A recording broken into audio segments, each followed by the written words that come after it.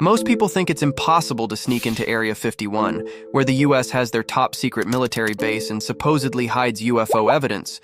But a man named Jerry Freeman became the only person to have ever publicly snuck into Area 51 using a strategy that outsmarted the US military.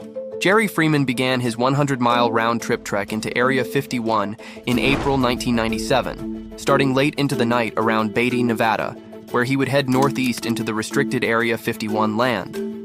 Jerry's mission for the journey was to find evidence of the long-lost 49ers, who trekked across America in search of gold in the 19th century.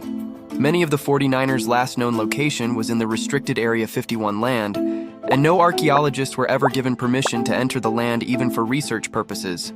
So Jerry was determined to be the first. Jerry crossed over into the restricted area in the middle of the night with only binoculars, a butane stove, enough water and food for a couple of days, and a cellular phone that he used to make coded calls to his family and friends who were aware of his journey. Jerry did most of his moving in the night hours when he wouldn't be easily seen and exposed to the scorching Nevada sun. His goal was to make it to Nellis Canyon and Papoose Lake, which is where the 49ers supposedly once stayed.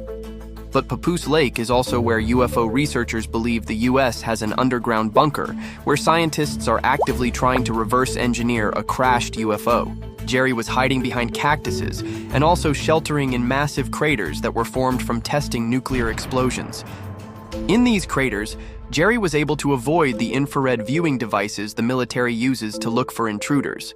As Jerry started getting closer to the lake, he started noticing things that were getting stranger and stranger, like vibrations in the ground where he was walking, and also a massive ship that lay in the desert sand. But it wasn't until he got to the top of Cockeyed Ridge, looking down onto Papoose Lake, that Jerry noticed something completely unexpected from what all those maps previously showed. These videos take forever to make, so part 2 is coming.